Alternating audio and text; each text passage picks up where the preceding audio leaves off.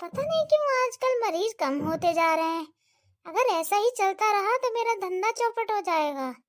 कुछ तो कुछ करना पड़ेगा। डॉक्टर साहब, मेरी तबीयत बहुत ज्यादा खराब है और साथ ही मेरी बीवी की तबीयत भी ज्यादा खराब है। अच्छा, क्या हुआ तुम दोनों को? कोई तकलीफ हुई है क्या? अरे डॉक्टर साहब, क्या बताऊं मैं। कल हम एक शादी में गए थे ना, तो वहाँ पे खाना कुछ ज्यादा ही खा लिया। अब समझ नहीं आ रहा है कि खाने की वजह से हुआ है या फिर कोई और वजह है। हम दोनों को उल्टियाँ और चक्कर, और ऐसा लग रहा है कि बस जान निकलने ही वाली है। समझ नहीं आ रहा डॉक्टर साहब, देखकर बता दीजिए कि हुआ क्या है। अरे घबराने की कोई जरूरत नहीं है, मैं देखकर दवा दे दूंगा। तुम कुछ ही घंटों में ठीक हो जाओगे। ऐसा इसलिए होता है कि ज्यादा खाना खाने की वजह से ना पेट में एसिड बनने लगता है, समझे? हाँ डॉक्टर साहब, आप सही कह रहे हैं। चलिए चल के देख लीजिए, हम बहुत बीमार हैं। हेलो मैडम, ठीक हो? आपकी तबीयत कैसी है? डॉक्टर साहब, कल हम शादी में गए थे ना, मुझे लगता है कि मैंने ज्यादा खाना खा लिया। वो क्या है ना, सुबह से शादी में जाने के लिए कुछ खाया तो था नहीं, और जैसे हम शादी में पहुंचे, बहुत मजेदार खाना देखकर मेरी जीभ लपलपाने लगी और मैं ऐसे खाने पे टूटी जैसे कभी खाना मुझे मिला ही ना हो। अरे कोई बात नहीं, होता है कभी कभी। बाहर का खाना खाने का मन होता है ना, तो हम इसी चक्कर में ज्यादा ईटिंग कर लेते हैं।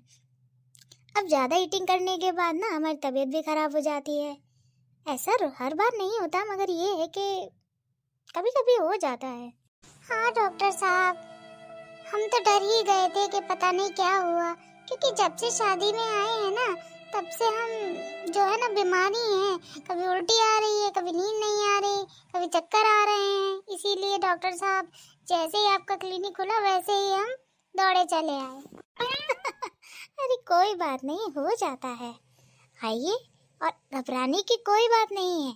मैं देखकर सब बता दूंगा कि आपको हुआ क्या है। ठीक है डॉक्टर साहब। देखिए, मैंने सब टेस्ट कर लिए हैं।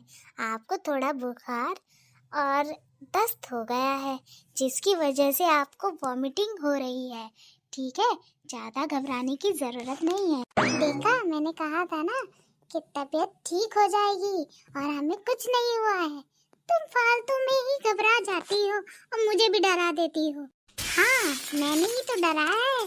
तुम ही तो कह रहे थे कि इतना खाना खाने की जरूरत क्या है, और देखो ना, अब हम इतने बीमार हो गए। कल से कह कह कर तुमने मेरे सर में दर्द कर दिया है।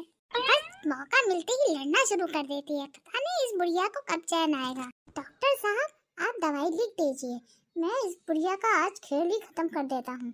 वो मैं मेरे मुंह से गलती से निकल गया। मतलब मेरा कहने का मतलब ये नहीं था, तुम गलत समझ रही हो। हाँ, मैं तो गलत ही समझ रही हूँ। घर चलो, तुम्हारी आज नाक कुटाई कर दी तो मेरा नाम भी चंद्रकला नहीं। डॉक्टर साहब, वो बुखार के साथ साथ ना थोड़ी पेन किलर भी दे देना, और चोट पे लगाने वाली थोड़ी ट्यूब भी दे देना। मगर चोट तो तुम्हें लगी नहीं है ना? अरे डॉक्टर साहब, आप नहीं जानते, आपकी शादी हो गई है क्या? नहीं, अभी तो नहीं हुई है, बट अच्छी लड़की जब मिल जाएगी तो मैं जरूर कर लूंगा। डॉक्टर साहब सही है, शादी करिएगा भी मत। चोट लगी नहीं है, लग जाएगी घर जाकर, इसीलिए दवा मांग रहा हूँ। घर जाकर लगेगी चोट? मैं कुछ समझा नहीं। अरे डॉक्टर साहब, आप भी किसकी बातों में आ रहे हैं? आज इनका अच्छे से स्वागत होगा ना, और स्वागत होते होते चोट भी लग सकती है, तो आप दवाई दे ही दीजिए, क्या पता कितनी चोट लग जाए। अच्छा स्वागत है, सही बात, अच्छी बात है। मैं अभी बढ़िया सी दवाई लिख कर देता हूँ, जिससे चोट पे लगाने के बाद जलन भी नहीं होगी। जलन तो मेरे सीने में हो रही, ना जाने ये बुढ़िया मेरे साथ क्या करेगी। हे भगवान, किस घड़ी में मैंने वो शब्द बोले होंगे जो मैंने उस वक्त बोले थे। कोई बात नहीं डॉक्टर साहब, हम चलते हैं, ठीक है? क्या पता कल